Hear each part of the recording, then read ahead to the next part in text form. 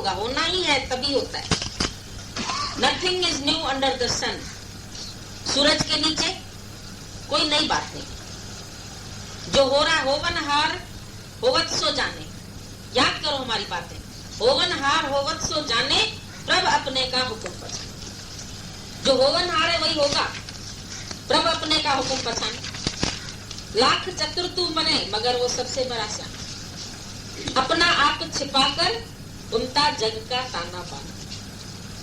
अपना आप उसने छिपा दिया है, जैसे कठपुतली को नचाने वाला छिपा रहता है। डोर भी तुमको दूर से नहीं दिखाई देती, खाली ऐसे ऐसे ऐसे ऐसे लड़ती बढ़ती दिखाई दे रही। इसी तरीके से निराकार दिखता नहीं, छिपा हुआ है, लेकिन डोरियां उसके हाथ में, ऐसे ऐसे ऐसे नचा रहा है। और जैसे उसको होगा नचाना, जो उसने खेल बना रखा होगा, वही उसी तरह से उसी को ही आता है नचाने। तुम नहीं पुतलियों को नचा सकते। ये सब खेल उसी के ऊपर छोड़ के तुम आराम से सुख से जगो। किसी को क्रोधी बनाया, किसको अच्छा बनाया, किसको बुरा बनाया, किसका स्वभाव कैसा, किसका स्वभाव कैसा। तुम सोचते हो हम ऐसे ऐसे इसको बदल डालें, नहीं बदल पाओगे। जिसके जो स्वभाव है, जिसके जो संस्कार है, जिसकी जो आदतें हैं, तुम इनको चेंज नहीं कर सकते। Can not change it. क्योंकि बनी बनाई बन रही पिक्चर पहले से डायरेक्टर ने रच दी, रिलीज हुई, तुमको कुर्सी पर बैठ के देखनी है। आराम से तुम 50 रुपए की टिकट लेके देखाते पिक्चर, वेरी गुड, बहुत अच्छी। भले पिक्चर के बीच में ऐसे ऐसे लगने लगता है, पता नहीं क्या होगा, पता नहीं, और एंड देखते हैं, वेरी गुड, मिल गया हीरो हीरोइन, छुट्टी हो गई। तो तुम्हारी भी सबकी बहुत अच्छी एंड है, लेकिन बीच में थोड़ा डिशुम डिशुम ये सब तो होगा ही नहीं, तो फिर पिक्चर क्या बताएगी। खट्टा खारा अनुभव सबको मिलेगा, कोई मिलना, कोई बिछड़ना, कोई आना, कोई जाना, सब चलेगा। जहां जहां शरीर को भगवान को रखना होगा वहां रखेगा, जो देना होगा देगा, जो खिलाना होगा खिलाएगा। अब सौंप दिया इस जीवन का, सब बात तुम्हारे हाथ है। जीत तुम्हारे हाथों में, और हार तो हमको न जीत की खुशी है, न हमको हार का गम है, न मिलने की खुशी, न मिलने का गम। खत्म में झगड़े हो जाए, हम खाली भगवान से मिलके एक हो जाएं, उसके परायण होके जिए, उसकी रजा में राजी रहें। इसीलिए बोला उत्तम से उत्तम भक्ति कौन सी है, ईश्वर के रजा में राजी रहना। तो हमें कर्म करने की जरूरत ही नहीं पड़ेगी। जो उसको कराना होगा, प्रकृति को कराना होगा, हमारे शरीर को धकेल के करवाएगी। ब्रह्मज्ञानी से धकेल के कर्म करवाती, जब उसको अपनी कोई विल नहीं, धकेल के भेजती है, जाओ ये घूमाओ, जाओ ये फिराओ, जाओ उधर चले जाओ।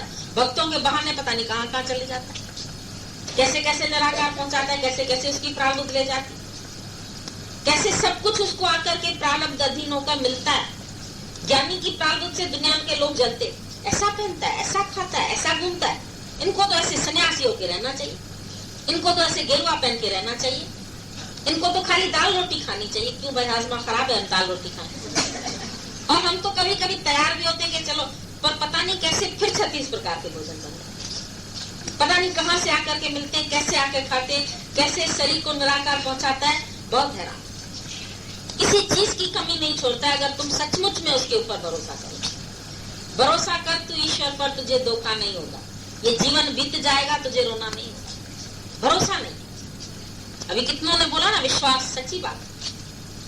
भरोसा नहीं, भरोसा जिसी का हो गया, बेड़ा भी पार हो गया, फिर अलमस्त फिर वो हो गया, प्याला जिसे पिला दिया। पर तेरी शरण में जो आ गया, तो बहुत से उसे छुड़ा। बोलते हो तेरी गोद में है, तेरी शरण में हमें कैसे कोई सताए। तो सही बात है, जो परमात्मा के परायण होके जीता है, जो उसके रजा में राजी रहता है, जो उसके हर किए में उसकी भलाई देखता है। तुम करो भला, हम भलो न जाने। तुम्हारे साथ कोई ट्रेजेडी होगी, तुम बोलो इसमें क्या भलाई होगी। भगवान ने छोटे मन में मेरा आदमी ले लिया, क्या भलाई होगी। भगवान ने मेरा धन छीन लिया, इसमें क्या भलाई होगी। भगवान ने मेरे साथ ये बुराई की, भगवान ने मेरे दुश्मन को ताकत दे दी, भगवान ने ऐसा किया, भगवान ने 14 साल बंद दे दिया। रामचंद्र को वनवास मिला, कहता है बहुत अच्छा है, राज्य में रहकर मैं ऋषि मुनियों से थोड़ी मिल पाता, इसी बहाने ऋषि मुनि साधु संत सबसे मिलूंगा। और सबसे बड़े में बड़ा फायदा हुआ, पृथ्वी के रावण का अंत हो गया, न वनवास जाता न रावण मरता। कितनी बड़ी भलाई हो गई। तो परमात्मा के किए में क्या भलाई है, क्या इशारा है उसका, जो हम समझ नहीं पाते।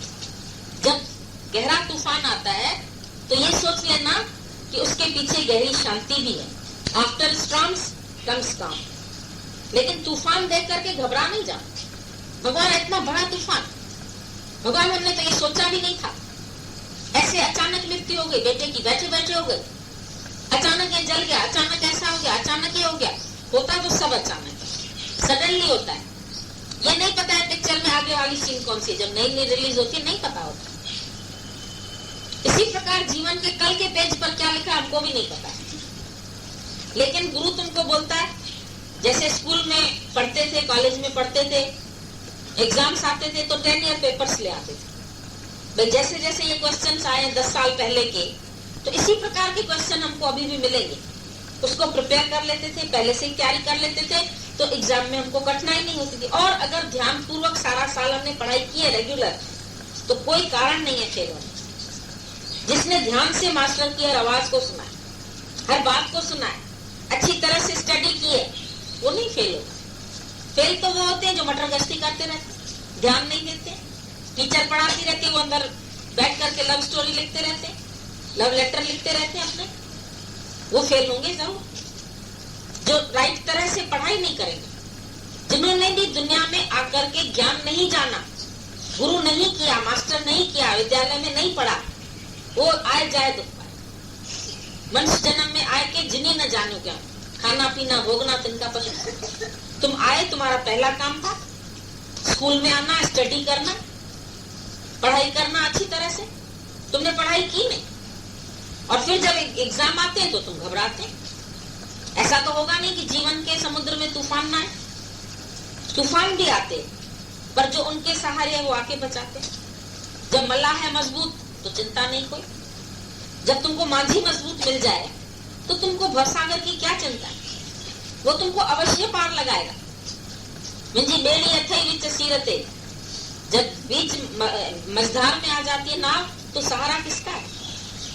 परमात्मा का सहारा, सच का सहारा, ज्ञान का सहारा, गुरु का सहारा, सबल सहारा। तेरे जैसा सबल सहारा और तेरे जैसी प्रीत नहीं, परमात्मा जैसी प्रीत नहीं। तुमने लगाई नहीं है प्रीत, करके तो देखो, तार जोड़ के तो देखो, लगन लगा के तो देखो, देखो वो कैसे आके तुम्हारी रक्षा कर, कैसे तुम्हारे योगक्षेम का भार अपने कंधों पर उठा लेता है। तुम मेरे बनो, मेरे परायण होके जियो। करता तो वो सबकी है, लेकिन जो उसके परायण है वो निश्चिंत हो जाता है। दूसरे लोग निश्चिंत नहीं होते, ये अंतर होता है। दूसरे लोगों को पता भी है भगवान करेगा, फिर भी चिंता करते, फिर भी सोचते हैं, फिर भी कहेंगे बच्चे का हमको बनाना है, घर का हमको बनाना है, पैसा हमको कमाना है, ये हमको करना है, सोचना हमको है, पुरुषार्थ तो करना है माया के लिए, उद्यम तो करना है, लड़की ढूंढने के लिए भी उद्यम। हम बोलते हैं ज्ञानी फिर इतना निश्चिंत है, सो जाता है तकिए पर सर लगा के, बोलता है जिसको चाहिए होगी वो ले जाए, जिसको हमारे से नौकरी करानी होगी वो भी दरवाजा खटखटा के आके देगा। क्योंकि अगर नौकर को नौकरी की जरूरत है तो सेठ को भी नौकर की जरूरत है। वो भी ढूंढ रहा होगा कोई लायक हमको मिले तो ढूंढ लेगा। हम तो सो जाए आराम से, बांह से पकड़ के जाके कोई काम करा देगा तो कर देंगे, कोई घुमा देगा घूम लेंगे, कोई खिला देगा खा लेंगे, कोई चला लेगा तो चल जाएंगे। अपने को हल्का छोड़ दिया, ढीला छोड़ दिया। तैरना सीखना होता है, उसके लिए अपने को ढीला छोड़, पानी को पीछे करते फिर आगे तैर जाते। इसी तरह से ज्ञान में आगे बढ़ना है, अपने को बिल्कुल हल्का छोड़ दो, बिल्कुल ढीला छोड़ दो। देखो फिर भगवान तुमको कैसे ले जाता है। वो बोला ना, भगवान मेरी नाव में तो पतवार भी नहीं है, जैसे पाल की नाव होती हवा के भरोसे चलती।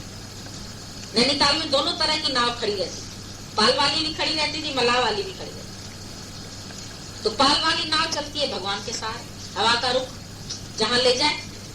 तो ज्ञानी की नाव पाल वाली है, वो निराकार छिपा हुआ उसके अंदर अपने आप ही डायरेक्शन देता रहता है। अंदर छिपा हुआ था, वो भी हमने देखा। मल्लाह तो दिखता है ना, चक्कू से ऐसे ऐसे करता है, निराकार छिपके सब करता है। तो ज्ञानी ने तो निराकार के हवाले अपने को छोड़ दिया, जैसे भी चलाओ, जैसे भी रखो। कितने हम लोग हल्के हो जाते हैं, कितने निश्चिंत होते हैं, कितने निर्भर होते हैं। कुछ सोचना ही नहीं पड़ता है कल मुझे क्या स्टेप उठाना, कल मुझे क्या करना है। भगवान तुम जैसे उठाओगे, जैसे कराओगे, जैसे ले जाओगे, ठीक है। हुक्म अंदर हर को बाहर हुक्म न को, नाम का हुक्म है जे मुझे ता हो मैं कहे न को। अगर कोई हुक्म को जान लेगा तो हो मैं हूँ कहना उसको अंदर से भारी लगेगा। मैं ऐसा करूंगा, मैं कल ये करूंगा, मैं परसों वो करूंगा, मैं तो इतना होशियार हूँ, मैं तो इतना एक चुटकी में कमा सकता हूँ, मेरे में तो टैलेंट्स है बहुत, मैं तो डूबते हुए दुकान को बचा सकता हूँ। अरे कल को तुम्हारी बुद्धि भगवान खराब कर दे, तुम कुछ नहीं कर पाओगे। सहस सियाणपा लख होए त एक न चले। सियाणप लोगों की कहाँ चलती, चतुराई कहाँ चलती, होशियारी कहाँ चलती। डॉक्टर आते हैं, नब्ज देख, अरे आप निश्चिंत होइए, बस अब भी तुरंत मैं ठीक करता हूँ। वो इंजेक्शन लगा के अभी बाहर भी नहीं गया, दम बाहर हो गया। क्यों भाई डॉक्टर साहब, तुमने बड़ी गारंटी ली थी, क्या हुआ? मरीज को बचा नहीं सके भाई, उधर से हुक्म नहीं होगा, वेरी सॉरी। वो तो सॉरी कह के जान छुड़ा देगा, नहीं कर सकता है ना। वैद्य कहे हूँ बड़ा, दारू मेरे बस, यह तो बस गोपाल के जब वाले ले खस। जब भगवान उससे छीन लेगा तो वो वैद्य क्या करेगा, हकीम क्या करेगा? लुकमान हकीम बोलता था मेरी गारंटेड दवा, सत्य इलाज। जब उसको खुद को तकलीफ हुई, लूज मोशंस हो गए, लोगों ने बोला भाई अपनी दवा करो, असर नहीं है दवा में। बोला दवा में तो असर है, अभी नाली का पानी ऐसे पुड़िया डालूंगा तो नाली का पानी रुक जाता है, पर पेट का पानी नहीं रुक रहा है, हुक्म नहीं। मरते दम लुकमान भी ये कह गया कि ये घड़ी हरगिज न टाली जाएगी, जब तेरी डोली निकाली जाएगी बिन मुहूर्त के उठा ली जाएगी। कोई मुहूर्त भी नहीं निकलेगा। शादी का तो मुहूर्त निकालते हो, मुन्नन का मुहूर्त निकालोगे और कामों का निकालते हो, लेकिन अर्थी का तो कोई मुहूर्त नहीं, बिन मुहूर्त के उठा ली जाएगी। कितने भी तुम चतुर है, कितने भी तुम सियाने हैं, तुम्हारे बेटे डॉक्टर है, तुम्हारे सब। एक हम गए पुणे में थे, उसमें दोनों हस्बैंड वाइफ डॉक्टर थे और दोनों की क्लिनिक घर में ही खुली हुई थी, दवाइयां घर में, सब कुछ घर में था। मजा ऐसा हुआ, वो वाइफ भी काम करती थी, वो भी करता था।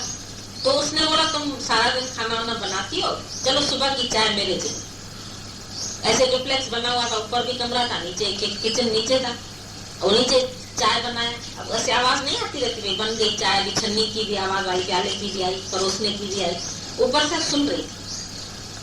आधे घंटे तक देखा चाय आई, बड़ी हैरान हो गई, भाई चाय बनी, आवाज भी आई, चाय आई क्यों नहीं? देखा तो उसका एक पांव सीढ़ी पर, चाय की ट्रे वहीं रखी है, दूसरा पांव नीचे, अखबार इधर दबी हुई है कि अखबार पढ़ेंगे सुबह सुबह, और वो आदमी वहीं सो रहा, गहरी खत्म। उसको बड़ी हैरानी लगी, अच्छा भला भाई उतरा, कुछ नहीं था उसको। हम जब उससे मिलने गए, हमको गीता भगवान ने भेजा, जाओ बहुत परेशान है, उसको ज्ञान सुनाओ जाके। बोली हम सिर्फ एक अफसोस है कि हमारी क्लिनिक घर में थी, दवाइयां हाथ में थी, सब कुछ था, भगवान हमको थोड़ा मौका तो देता कि मैं उसकी ट्रीटमेंट तो कर पाती। वो भी मैं नहीं, मैं खुद डॉक्टर, वो भी डॉक्टर, वो भी नहीं अपने को समझ सका, मैं भी नहीं उसको समझ सकी। हमने कहा तो यही सब अगर होने लगे तो भगवान बेकार, कि भगवान का क्या काम रह जाएगा? वो तो बड़ा डकैत है, 10 लोगों के बीच में से आदमी को उठा लेगा, कोई उसको पकड़ नहीं पाएगा। कहाँ तुम उसको समझ पाओगे? ये तो रचना उसकी है, रचना राम बनाई रे साधु, उसकी मर्जी है, कब बनाता है कब बिगाड़ता है उसके ऊपर। बच्चे अभी अभी घरौंदा बनाते हैं, 1 मिनट में लात लगाते हैं, चले जाते। तुम बोलेंगे इतनी मेहनत से बनाया, कैसे बिगाड़े? तुम नहीं बिगाड़ पाओ, बच्चे बिगाड़ ले। भगवान भी ये बच्चा अभी बनाता है, अभी मिटाता है। जिसने बनाया मिटाए वही, फूल कांटों को संग संग खिलाए वही। देखो फूल और कांटे एक ही पेड़ में, गुलाब भी उसी में, कांटे भी उसी। फूल कांटों को संग संग खिलाए वही, दोनों को संग संग शक्ति दे रहा है। खेल जीवन मरण का रचाए वही, डाले माटी के पुतले में जान, माटी के पुतले में जान डाल दे। मत भूल अरे इंसान, तुम नहीं भूलो, तेरी नेकी बदी नहीं उससे छुपी, सब देख रहा हो। तुम जो ठगी करेंगे, तुम जो चोरी करेंगे, एक झटके में चली जाए। झूठ करके माया कमाएंगे तो सोचना पड़ेगा, उसने भी सच बोला। जो झूठ करेगा, जो ठगी करेगा, जो चोरी करेगा, असंख्य गलबट हत्या कमाए, असंख्य कुड़ियारी कूड़ कर जाए, असंख्य चोर हरामखोर, उनको शांति नहीं आएगी, उसका मन चलेगा। इधर से पुलिस आ रही, इधर से पुलिस आ रही, इधर से पुलिस आ रही। जो जो गलत काम करेगा उसको अंदर वाला सोने नहीं देगा। God may forgive you but your nervous system never. तो ये सब करने से अच्छा है परमात्मा पे भरोसा रखो, फाका रखो, ना खाओ, वो अच्छा है, लेकिन झूठ ठगी नहीं करो। गलत काम नहीं करो जिससे तुम्हारे अंदर चिंताएं बढ़े, क्योंकि चिंता से चेहरा घटे और घटे बुद्धि और ज्ञान। नानक चिंता मत करो, चिंता चिख्या समान। एक चिख्या तो तुमको फिर भी मुर्दे को जलाती है, और चिंता तो जीवित पुरुष की शक्ति खत्म कर दे। जीते जी तुम चिंता में बैठो ना, ऐसे गाल पे हाथ रख के, हम कोई काम बोले नहीं भाई, दिमाग में टेंशन। आजकल तो चिंता को टेंशन का नाम दे दिया, और टेंशन से हो गया डिप्रेशन, लोग डिप्रेशन में आ जाते। अच्छे भले लोग, पढ़े लिखे, PhD, अरे भाई तुम्हें क्या कहते हैं, बस बैठे बैठे रोना आ रहा है, बैठे बैठे हंसते हैं, बैठे बैठे रोते हैं, पता नहीं क्या हो गया, लगता है हम कुछ नहीं कर पाएंगे, लगता है हमारे में ताकत नहीं। और दवाई डॉक्टर कहता है कोई दवाई नहीं है, बीमारी ही नहीं है तुमको, बीमारी है खाली ख्यालों। अच्छे भले कैसे माया बीमार कर देती है साफ सुथरे मनुष्यों को, अच्छी बुद्धि वालों को, जिन्होंने पीएचडी की होगी, दिमाग तो अच्छा होगा, आप सोचो, जिन्होंने इतनी पढ़ाई की होगी, जो डॉक्टर बने होंगे, पछाड़ी में जाकर के उनको डिप्रेशन, ये चिंताएं, ख्याल, जो कंट्रोलिंग पावर खत्म हो जाता है। जो ख्यालों, देखिए ख्याल आते सबको है, ये नहीं कि ख्याल नहीं आते, पर जो सही इंसान है उसके अंदर एक कंट्रोलिंग पावर है ना। जैसे हर चीज के लिए तुम्हारे अंदर बॉडी में कंट्रोलिंग पावर है, बाथरूम के लिए है, लेटरिन के लिए, सब चीज के लिए अंदर कंट्रोलिंग पावर। अगर वो कंट्रोलिंग पावर खत्म हो जाए तो क्या होगा, बार बार बाथरूम में बैठे रहोगे, होगा या नहीं होगा। किसी भी चीज का हार्ट पंप कर रहा है अपने कंट्रोल से कर रहा है, तो दिमाग का भी कंट्रोलिंग पावर है, वो लूज हो जाता है। जब वो लूज हो जाता है तो इंसान डिप्रेशन में आता है। वो चलते ही रहते ख्याल चलते ही रहते, बेचारा रोक नहीं पाता, अपने को कंट्रोल नहीं कर पाता, फिर दुखी होता कि हमको ख्याल तंग कर रहे, नींद नहीं करने दे रहे, रात को सोते सोते अचानक जग जाते, कोई आ जाएगा ख्याल, उठ के बैठ जाएंगे, फिर सारी रात नींद नहीं आती। ये ख्यालों ने इतना सताया मनुष्य। ख्यालन जी राम सारी ख्यालन कई क्वारी, ख्यालन जो ख्याल गुम कर जो कम ना कर। खाली ख्यालों को कंट्रोल करना आ जाए तो तू अभी का अभी भगवान है, देर नहीं है। प्रारब्ध पर विश्वास रखो, भगवान पर विश्वास रखो, अपने तरफ से, मन से, वचन से, कर्म से कोई नए कर्म मत बनाओ, एडिशन नहीं करो कर्म, क्योंकि मनुष्य एक कर्म तो पूरे कर रहा है, भोग रहा है, और दूसरे नए कर्म बना रहा है। जिस तरह रहट के घड़े होते हैं, तो कुछ जो नीचे से भर के आए वो ऊपर खाली होते हैं, फिर खाली होते हैं, फिर नीचे से भरते हैं, फिर खाली होते हैं, फिर भरते हैं। रहट कैसे चलता है? तो तुम्हारे एक कर्म तो खाली हो रहे हैं, दूसरे भर रहे हैं, एक खाली हो रहे हैं, दूसरे, और ये बंद नहीं कर रहे, इसको करो फुल स्टॉप। अभी नए सिरे से कर्म मत बनाओ, ये गुरु सिखाए। अज्ञान में तो तुम बनाते ही रहते थे और एक की 10 सुनाते ही थे। हम कोई कम है क्या? ये है तो हम भी इसको एक की 10 सुना सकते। हमको क्या बोलना नहीं आता है? हमको क्या हिम्मत नहीं है? फिर कर्म बना। और ज्ञानी चुप शांत, वो बोलता है हमको कुछ सोचना ही नहीं है, हमें कुछ जवाब ही नहीं देना है। जहां जवाब दोगे वहां झगड़ा बढ़ेगा, वहां बहस बढ़ेगी, वहां क्रोध बढ़ेगा, तुमको लोभ लालच होगी, तुम भी बक बक करोगे, ये चाहिए, ये चाहिए, ये चाहिए। घरों में भी सारा दिन चाहिए ही चाहिए, सबको चाहिए कि बीमारी लगी पड़ी। यहाँ आकर गुरु ने बोला खपे के छड़ कपे तो सारो जग तो के जग चाहिए, कोई काट दो ना, नहीं चाहिए कुछ। अरे परमात्मा तुमने सब दे रखा है पहले से, बहुत दिया देने वाले। आंचल ही न समाये तो क्या कीजिए, आंचल में नहीं समा रहा, इतना दिया है।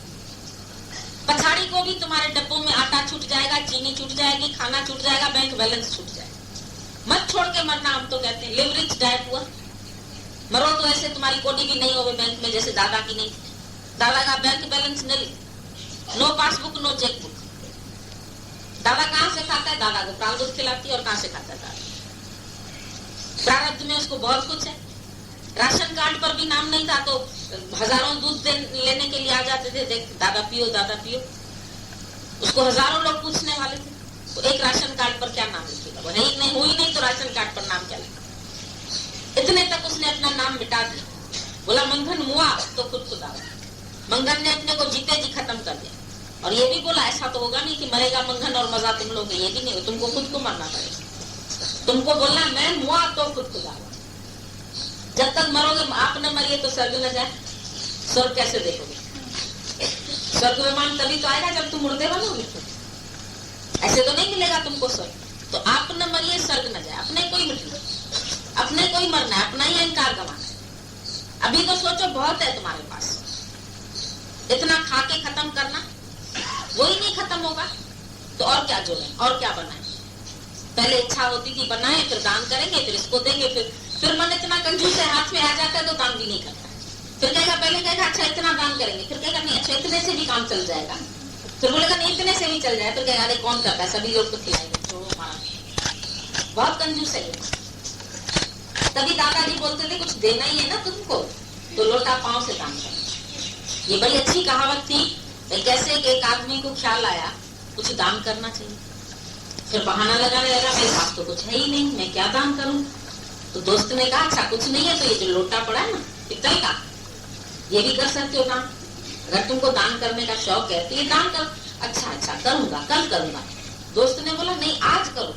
बोला अच्छा करता हूँ, हाथ से ऐसे। बोला नहीं पाँव से ही करो, क्योंकि हाथ जब तक नीचे जाएगा ना तब तक मन बदल जाएगा। कितना मन चोर, मन बहुत शैतान, देना कुछ नहीं चाहता, जीते जी खर्च नहीं करना चाहता है।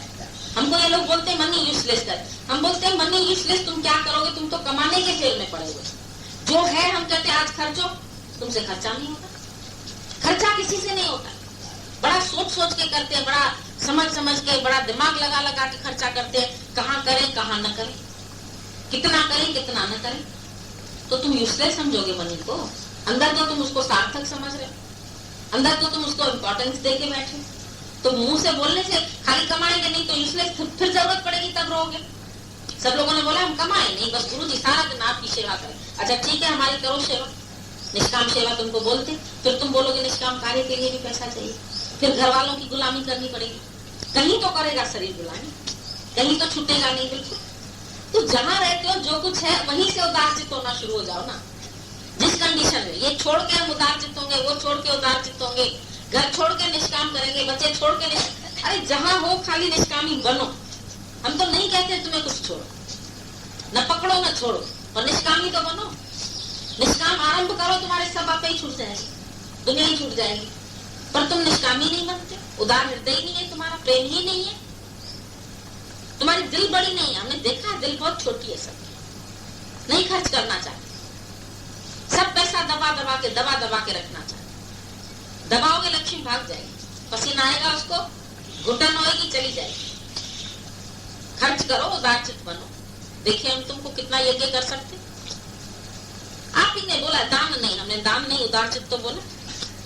देखिए तुम्हारा कितना उदार हृदय। हमारे लिए कुछ नहीं करना, हमको तुम्हारा कुछ नहीं चाहिए, अपने लिए करो। अपने इर्द गिर्द कोई तुम्हारे दुखी है उनको जाके ठंडक दो, उनको जाके प्यार दो, उनको दवा की जरूरत है तो लाके दो। तुमको दवा भी लाएगा तो पहले उसी से 10 का नोट मांगे। वो बेचारा बीमार, उसके पास होएगा नहीं 10 का नोट, मर जाएगा, लेकिन तुम 10 का नोट नहीं खर्चे। ऐसा तुम्हारा है, लाइए पैसा तो कराए आपका काम, इस तरीके से कर। वैसे हमसे पूछते आके कि माया का हम क्या करेंगे, हम तो ऐसे ही मर जाएंगे गुरुजी कमा रहे। अच्छा खर्च करोगी, और जब खर्च करने का मौका आता है तो पहले लोगों से पैसा लेता है फिर काम। हमने बहुत देखा है, ये माया खाली हाथ में आते ही तुमको मरचूट बना देती, खर्चने का अधिकार तुम्हारा छीन ले। उदारचित्ता नहीं आती, प्रेम नहीं आता, ये बड़ा मन बदमाश है अंदर से। फिर सोचेगा, खर्च करने में भी सोचेगा, महीने का इतना खर्चा उसमें भी सोचेगा। तुम तो बोल चिंता होंगे तो कई तुम्हारे पास वो है। बच्चा बीमार पड़ेगा तो सोचेगा मर न जाए। आदमी पहला ख्याल आता है, आदमी बीमार होगा मर न जाए। अगर तुमको विश्वास है मरना होगा मरेगा, बचना होगा तो इधर दुख नहीं होगा। जिसके साथ अटैचमेंट है ना, उसके बिछड़ने का तुमको डर लगता है। 2 पंछी डाल पर बैठे, एक उड़ न जाए, चाहे 2 सहेलियां हो, चाहे 2 बहनें हो, चाहे 2 भाई हो, चाहे पति पत्नी हो, चाहे बाप बेटे हो, तो भी अंदर में वियोग का, संयोग का ये डर है तो चिंता है। मता न छोड़ के चला जाए, मता न ऐसा हो जाए, पहले से ही छूट के बैठो। तुम पहले ही दूर हो जाओ बंदे, सब तुझको छोड़ कर देंगे, नाता ही तोड़ कर देंगे। पहले से रिहर्सल करो, अलग रहने की रिहर्सल करो। हम लोग 2 थे साथ में तो भगवान हम लोगों को 6-6 महीना अलग अलग रखते थे, बोलते दोनों साथ नहीं आना हमारे पास, ये अलग है वो अलग है। फिर उसके बाद 1 महीने के लिए जाते थे तो 6 महीना रख लेता, फिर बोलते थे संकल्प तो नहीं आता, नहीं तुम्हारे घर से चिट्ठी आए, नहीं तुम्हारे घर से फोन आए, नहीं तुमको कोई बुलाने आए। पहले से ही मर के देख, मरने वाले को चिट्ठी आती है, उसको टेलीफोन आता है, उसको कोई बुलाने आता है। तुम्हारा तो 8 दिन होगा तो 10वें दिन तुम्हारे पति का फोन आ जाएगा, भाई 8 दिन का बोल गई, 10 दिन क्यों रह गई, वापस आओ। तुम तो नौकर की तरह छुट्टी लेके आते, जैसे नौकर जाता है ना, गाँव जा रहा हूँ 8 दिन की छुट्टी दो, तुम भी सत्संग में आते हैं 8 दिन की छुट्टी लेके आए। गुरु जी पहली बार छुट्टी लेके आए, हमेशा के लिए छुट्टी क्यों नहीं करके आए? बोलो अलविदा लेके आओ, बोलो आए या ना आए पता नहीं, शरीर ही वहां गुरु के घर पर छूट जाए। तुम तो बोलते 8 दिन के बाद हमने रिटर्न करवाइए गुरुजी, चले जाएंगे। तुमको मौत थोड़ी डिक्लेयर करनी है अपनी, मौत नहीं डिक्लेयर कर। और अगर हमने तुमको तुम्हारी मर्जी के खिलाफ ज्यादा दिन रखा, फिर तुम्हारा मन चलेगा, फिर शुरू हो जाएगी उसकी चाल। ऐसे नहीं कि तब शांत रहे, बहुत ख्याल आ जाए। फिर ऐसा थोड़ी, फिर वापस जाएंगे, फिर वो आंखें दिखाएगा, फिर वो मुंह बनाएगा। फिर ज्ञान तो ग्रस्त का है, फिर ज्ञान तो मर्यादा का है। फिर ऐसे तो करना है, फिर ऐसे तो करना है, ऐसे मन चलेगा तुम्हारा। तुम चिंता रहित नहीं हो पाएंगे। हम तो बता दें तुम्हारी चिंता के कितने साधन है, कितने तरीके से तुम कर सकते हो चिंता। ये मन है ना तुम्हारा, बहुत दुष्ट है, पापा है, कुत्ता, भौंकना कुत्ता है, भौंकता रहता है सारा टाइम, अंदर ही अंदर भौंकता है। बाहर से तो तुम बड़े, हाँ गुरु जी अब इच्छाएं नहीं है, अब चिंताएं नहीं है, पर इधर अंतःकरण से खत्म हो जाए, बिल्कुल जड़ खत्म हो जाए कि हमको कुछ भी नहीं चाहिए, कहीं से भी नहीं चाहिए, न भाई से, न माँ से, न बहन से, न किसी से। अपनी प्रारब्धि नहीं खा पाएंगे तो औरों से क्यों लें? ये तो बताओ उनको। सबको मना कर दो, उनको तुमसे कुछ नहीं चाहिए, लिख दो चिट्ठी सब, मैं जीते जी तुम्हारे लिए मर गई हूँ, मेरे लिए कुछ नहीं सोचा। अपने भाइयों को, बहनों को, माँ को, सबको लिख दो, उनको नहीं चाहिए। शादी में, ब्याह में साड़ी भी नहीं लेना है, सूट भी नहीं लेना। देखे तुम कितने निरीक्षा बने। तुमको तो सहज मिला दो, दूध बांटो, ठीक है गुरुजी, इच्छा नहीं है, मांगते नहीं है, पर वो लोग नहीं लेते हैं ना, फिर गुरुजी माँ दुखी होती है। फिर ऐसे ही एक दिन दुखी होगी, दूसरे दिन सुखी हो जाएगी, कहेगी निश्चिंत हो गई, अब चाहे भाई भी इसको ना पूछे तो मेरे को कोई चिंता नहीं। पहले दुखी होगी 1-2 दिन कि हमारी लड़की देखो मना कर रही है, ले नहीं रही है, फिर दोबारा से बहुत सुखी हो जाएगी। वो लगी इतनी शहंशाह हो गई है, राजा हो गई है, बहुत अच्छा है, मेरे सामने ही राजा हो गई, किसी के ऊपर जिम्मेदारी छोड़ के नहीं पाई। नहीं तो बहनों का बंटवारा होता है, 2 बहनें 2 भाई होते हैं ना, तो एक भाई इसको पूछे, एक भाई इसको पूछे, बंटवारा होता है बहनों का भी। इसका लेन देन तुम करना, इसका लेन देन तुम करना। अरे तुम निश्चिंत करो ना, सबको हमको लेन देन करना ही नहीं है। हम बहुत अपने घर में सुखी है, हमको चाहिए ही नहीं कुछ। नहीं तो फिर तुम्हारा टंटाबाजी चलेगी, विचार चलेंगे, चिंताएं चलेगी। ऐसे तुम निश्चिंत हो जाए। प्रारब्ध पर निर्वाह, जहां मेरी प्रारब्ध है वही खुश है। हमको किसी से कुछ नहीं चाहिए, लेना न देना, मगन रहना। नहीं तो लेन देन चलेगा तो ख्याल चलेगा। आज हमने तुमको गिफ्ट दी, हमने ली, कल हमारा भी मन चलेगा भाई हम भी इसको दें गिफ्ट, फिर दोनों चलेगा। फिर देखेंगे इसकी इतनी कीमती चीज है तो हमको भी कीमती रिटर्न करनी है। विचार तो आएंगे, ऐसी बात तो नहीं कि विचार नहीं चलेगा, निर्विचार नहीं हो सकते। निर्विचार होने के लिए तुमको अंदर से सर्व कामनाओं का त्याग और असंगता भी मेन। संग दोष से भी चिंता चलती है, संग दोष से चलता है, संग दोष भी नहीं, ना हम किसी के साथ आए ना हम जाए, ना कोई मेरा संगी ना मेरा कोई साथी, कुछ आधार ही नहीं दियो ना। आधार देना पाप है, आधार लेना पाप है। ये आधार देके बैठे दूसरे को कभी चिंता कर। जैसे आपने अभी अपनी बात बताई, इसलिए देने की लगन लगे मेरा राम, तेरी लगन लगे, लगन लगे श्री राम, तेरी लगन लगे, लगन लगे मेरा राम, तेरी जग भोग से करूं किनारा, लगन तेरी मेरा मत वाला, जग भोगों से करूं किनारा, लगन तेरी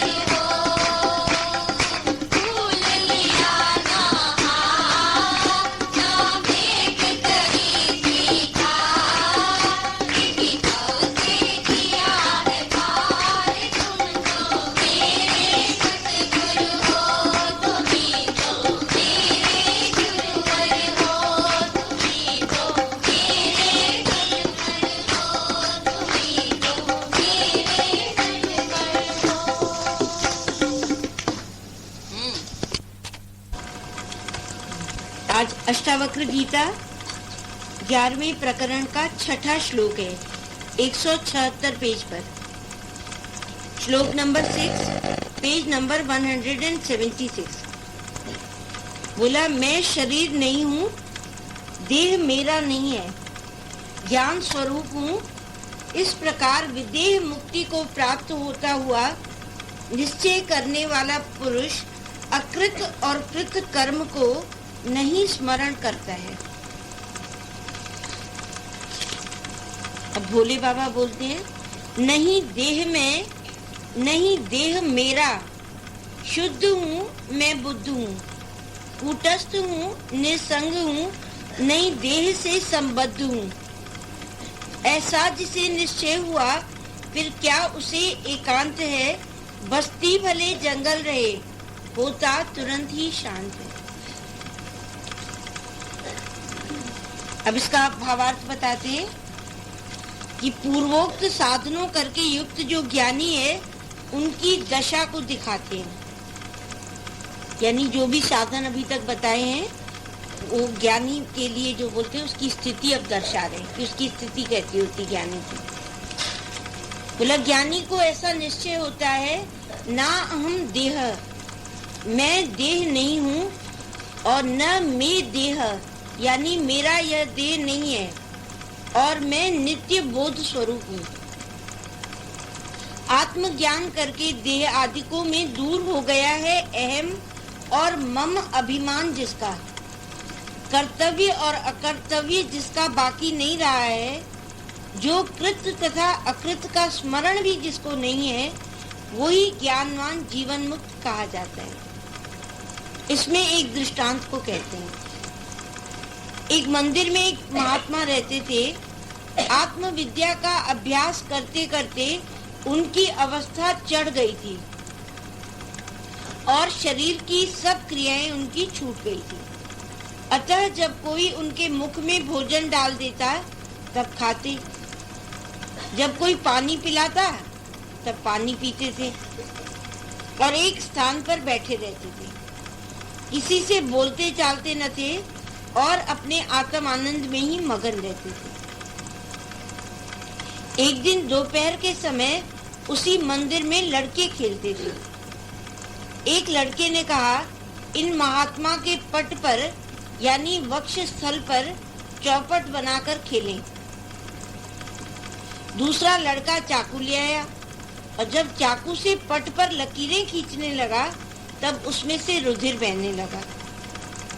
महात्मा ज्यों की त्यों पड़े रहे और लड़के डर के मारे भाग गए। कोई एक पुरुष मंदिर में आया और उसने महात्मा के पट में रुधिर बहते देखा। तब उसने इधर उधर से पूछा तो उसको मालूम हुआ कि यह लड़कों ने किया है। तब 2-4 आदमी मिलकर जराह को बुला लाए। जब जराह आकर जख्म को हाथ लगाकर सीने लगा तब महात्मा ने उसे सीने नहीं दिया। थोड़े दिनों के बाद जख्म में कीड़े पड़ गए, तब भी महात्मा का चेहरा मैला नहीं हुआ। उसी नगर में थोड़ी दूर पर मंदिर पर एक और महात्मा रहते थे। उन्होंने जब उनका हाल सुना तब एक आदमी की जबानी उस महात्मा को कहला के भेजा कि भाई, जिस मकान में आदमी रहता है उस मकान में उसको झाड़ू बुआरू देना आवश्यक होता है। जब ऐसा संदेश उनको पहुंचा तब उन्होंने जवाब दिया कि महात्मा जी से जाकर कहना कि जब आप तीर्थों में गए थे और राह में 20 धर्मशालाओं में रात्रि भर रहते थे, वो धर्मशालाएं अब गिरी पड़ी हैं। अब जाकर उनकी मरम्मत करिए। हमको तो शरीर रूपी धर्मशाला में आयु रूपी रात्रि भर रहना है। वह रात्रि भी व्यतीत हो गई है। अब इस शरीर रूपी धर्मशाला की कौन मरम्मत करे? इतना कहकर फिर चुप हो गए। थोड़े दिनों के बाद उन्होंने शरीर का त्याग कर दिया। बोला, ऐसी दशा जीवन मुक्तों की होती है। तो गीता भगवान ने कहा कि जिस समय काटने के समय वो नहीं बोला तो सिलने के समय भी नहीं बोलना चाहिए। और अगर उसने बोला सिलने के समय तो फिर क्यों बोला? फिर अपना दिखा रहा है कि मैं बड़ा ब्रह्मज्ञानी हूँ। क्योंकि ऐसा अक्सर करके होता है कि जो भी ज्ञानी हो जाते हैं उन लोगों को थोड़ा सा ऐसा हो जाता है कि हम दिखाएं दुनिया को कि हम ज्ञानी हैं। मतलब उनके कई एक्शंस ऐसे होते हैं, जैसे चिन्ह धारण करना या भोजन चेंज करना या खाना बदलना। तो इस तरीके से उनका जो व्यवहार होता है, उस स्थिति में वो दिखाना चाहते हैं कि हम जैसे ब्रह्मज्ञानी हैं। मतलब कुछ हद तक तो अंदर निश्चय है, लेकिन कुछ हद तक फिर वो ये भी हो जाता है कि हमारा नाम भी हो और हम बड़े आदमी भी कहलाएं और बड़े ब्रह्मज्ञानी भी बन जाएं। हालांकि इतनी स्थिति को सहना भी बहुत बड़ी बात है, लेकिन जैसे हम लोग यहाँ पर सहज योग में हैं ज्ञान के, तो ये जैसे एक हठ योग लगता है। जो ये क्रिया है उनकी वो हठ योग में आ जाती है, और ब्रह्मज्ञानी को जैसे सहज स्वभाव है। अभी जैसे ज्ञानी के शरीर के ऊपर भी, क्योंकि हमारे पास तो लिविंग एग्जाम्पल्स भी है, तो उसमें हम लोगों ने देखा कि जैसे दादा के शरीर को पीड़ा थी या